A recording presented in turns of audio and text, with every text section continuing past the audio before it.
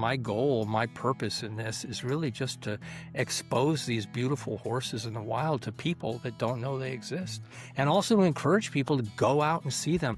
That is so vital.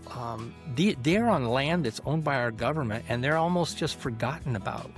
And they're out there to see. They're out there to observe and to enjoy. How do I look? Good. Great. Great. Okay. All right. Okay. Go ahead. Me? Yeah. Hey, I'm Tim West, and this is Tammy, the wife. West. West. Yes. Yeah, his current wife. And this is our first podcast. We have not, you have one of your own you've been doing for years. I've never done one, but if you don't know about us, you probably don't know about us. Well, he's being humble. He has 25,000 followers on TikTok. 28,000. Sorry. Yeah. 20 what? 28,000. 28,000. Okay. So, but we wanted to do a podcast talking about our adventures out west. You know, we live just north of Nashville, Tennessee, and several years ago, and over time we'll tell the story, but we travel once or twice a year out to Colorado, Wyoming, Utah sometimes, and we go out and find wild horses and photograph them. It's like a lot of fun. Like literally drive until we find a herd. Yeah, and then we spend time with them and photograph them, and it's just a lot of fun, and something we have a passion for. I think our passion for me has kind of flipped a little bit. One of the things that when we first went out and found our first wild horses, we really didn't have a clue that they even existed. No. And people still will comment on social media, doesn't everybody know about wild horses? Everyone knows they're out there. And the reality of it is no, because we get almost as many comments of people saying, I had no idea. Especially people who live in the inner cities and in the East, is something they've heard of, but they don't really know that you can actually go out and see them. Were you going to say something? No, I was just going to say, it just occurred to me that when Yellowstone, like if you all watch Yellowstone, but I was thinking out in that area, I would have thought there would have been an episode maybe that somehow incorporated that. I don't know why I just thought that. Well, you remember that Kevin Costner special, that documentary on Yellowstone? Yeah. And how those explorers went out to specifically look for Yellowstone. They had to write and send pictures back to Congress to tell them what it looked like, or they had no idea. And there are places in the country that are still unexplored. And so anyway, I think for me the interesting thing is exposing people to these horses and these locations, beautiful locations. They're incredibly remote, but letting just people know that they can go. You can go out there and find these horses and take pictures of them and spend time with them. It's not that difficult. Just it takes patience. It takes patience and time, and a real desire to find them. But it's a lot of fun. So that's kind of, we just wanted to have another way. It's on Facebook or on TikTok. You can post a picture, a video. It's not very personal, but we really wanted to spend some time to talk about our experiences. And so through the different shows that we do, we're going to show you videos of us.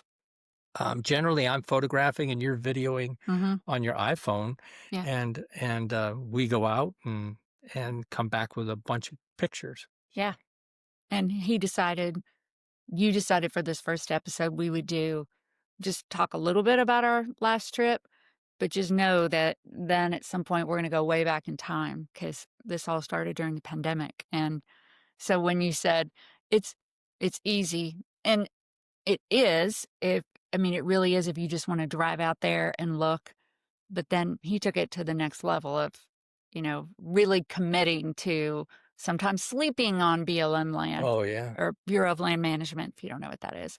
So we've done a lot. Yeah, we've pitched a tent out there and slept outside. We slept in our SUV. We try now to stay in a hotel, but it's a bummer. It's a bummer to drive an hour to get into any civilization where there may be a hotel sometimes, or even 30 minutes. You want to be out there every little bit that we can. Well, that's true, because the sun comes up really early and the horses are out really early while it's still cool. And then they're out really late. And so then you're right. Yeah, if you have to drive an hour out just to get a hotel, it just takes away from your time.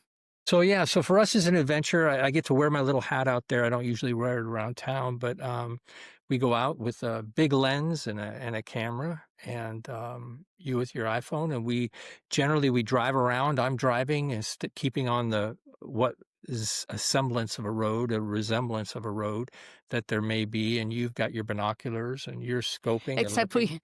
we forget them often. Yes, We've had 3 or just 2. Once they did we drop them and broke them, or did I forget I them? don't. I don't know. Anyway, then we go to Walmart and get the $30 binoculars that aren't, but it works. It still Yeah. works. You can literally get $30 binoculars, and it's good enough.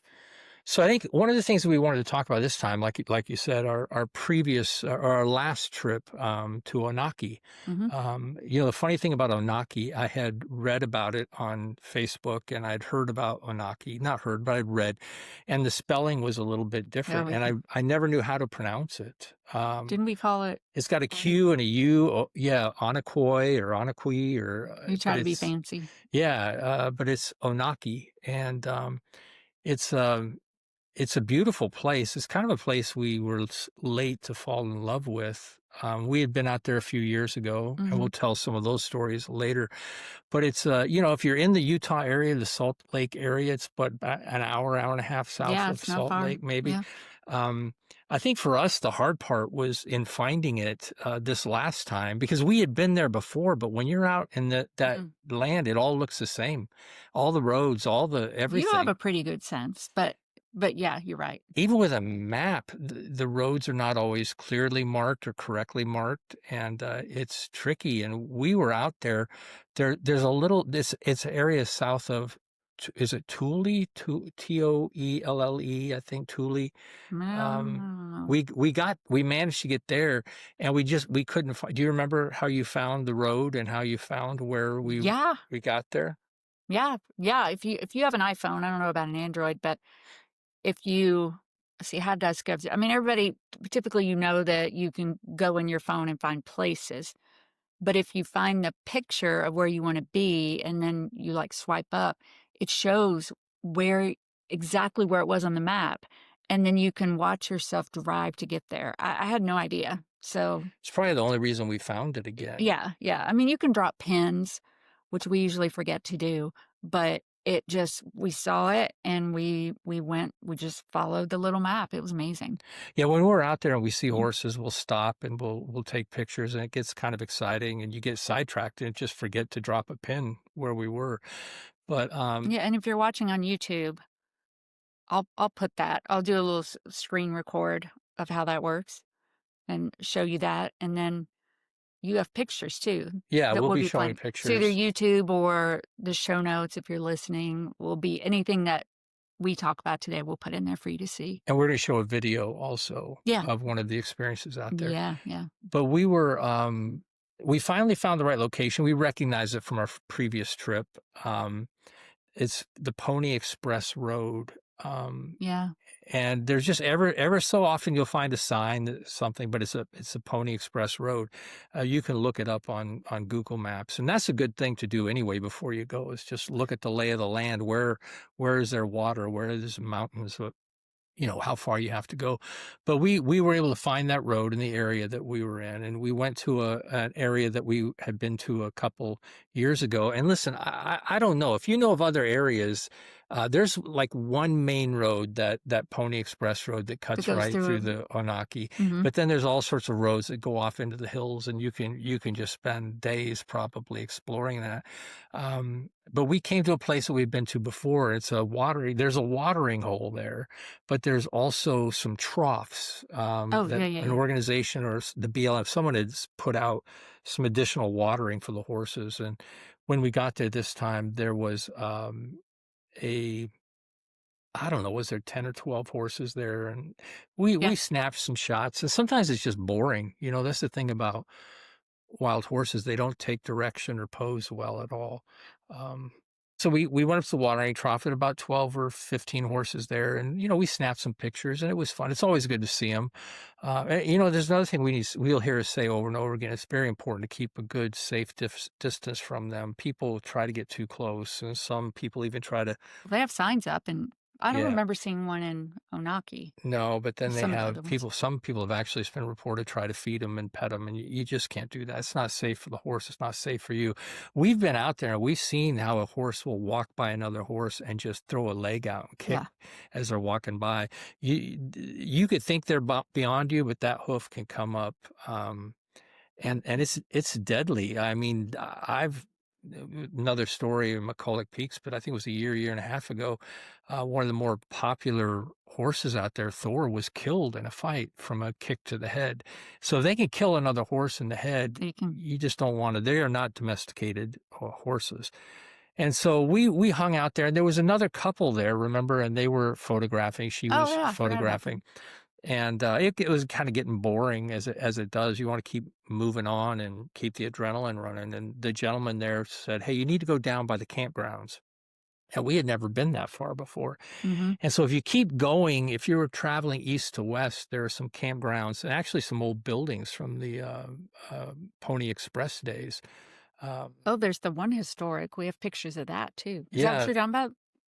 Like the actual the Pony Pony Express Express building, building? we walked inside of that, and it's just a dirt floor, but it's just fascinating history That was amazing. Yeah. to think that that's where the Pony Express, again, that's something that actually existed, and the trail and the buildings still do exist.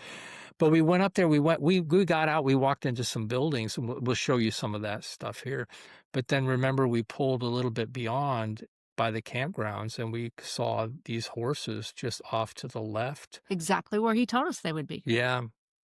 And Yeah. we pulled over and rolled our windows down, and they were up on the hill, and so we just stayed in the car. You know, you don't have to get out. People will say, "Well, do you have to hike a lot?" No, I mean, Yeah, you don't. he's not gonna you're not gonna hike a No, lot. I'm not going to hike. Um, the roads will get you close, and then a big lens pulls them in closer, Yeah. and then sometimes if it looks really close. That's why I love Photoshop. I can zoom in even Mhm. more Mhm. to get those intimate shots. But we were sitting there. Now the horses in some of these areas are actually, I don't think people know, they're more comfortable with cars because this is a thoroughfare. There are a lot of cars that go through. People just standing out there, I think, makes them a little bit more nervous. So we just stayed in the car. Yeah. Remember, rolled down the Mhm. windows and tell them what happened next. Yeah, and the video, again, definitely follow us on YouTube and or go to the show notes. It'll be both there, but we were sitting there, he rolled down his window, and they started coming our direction. How many do you think there were? I don't know, 40, 50? 50. Okay. So we're both kind of in agreement on that. And they started coming and coming and coming, and then they just, like, I don't know if stampeded is the word, but just they were running. Well, you know, it's what's weird is when I think back about it, when we were there, the adrenaline and just seeing everything happening in front of our eyes, it seemed like they were running a full force. But when you look at the video, you see they're just kind of trotting. They just started trotting. And you can hear it. Yeah. I Yeah. The mean, thunder of the hoofbeats are pretty crazy.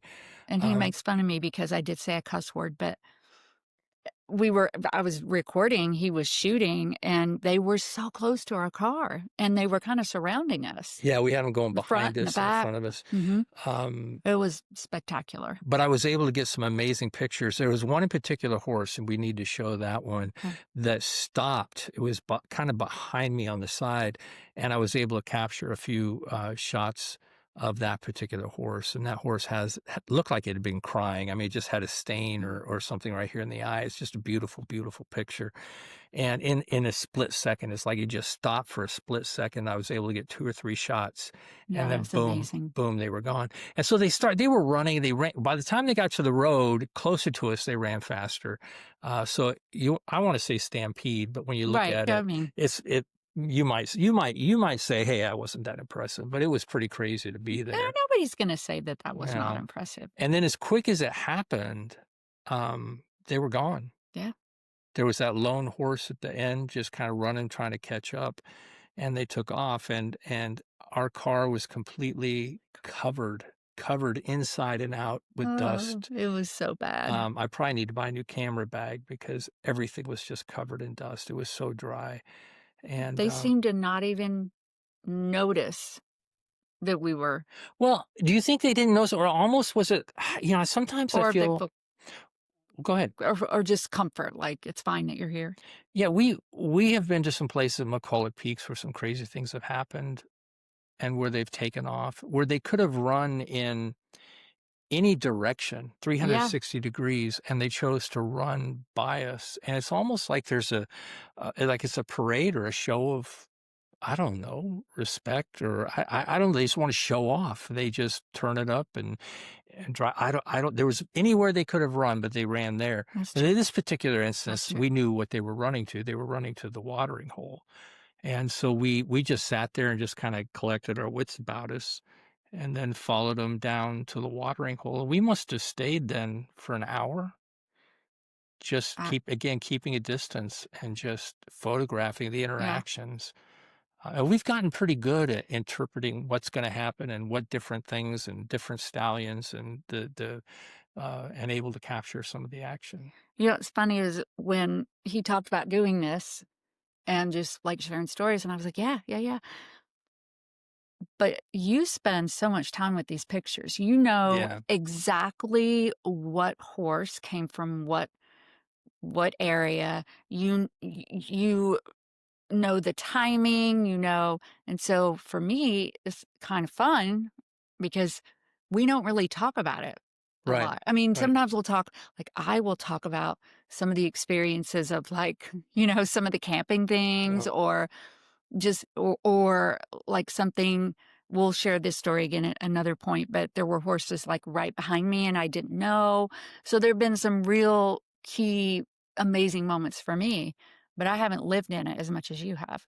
So you've really, like, thought through so much of this. well, I So go it's back fun. through the pictures and when I'm editing and, you know, um, and we're blessed and you know, we've had a Etsy store where people can buy Mhm. the pictures and, we have great response from that. Just do a quick little plug here. We do the Etsy store. TikTok has been fantastic.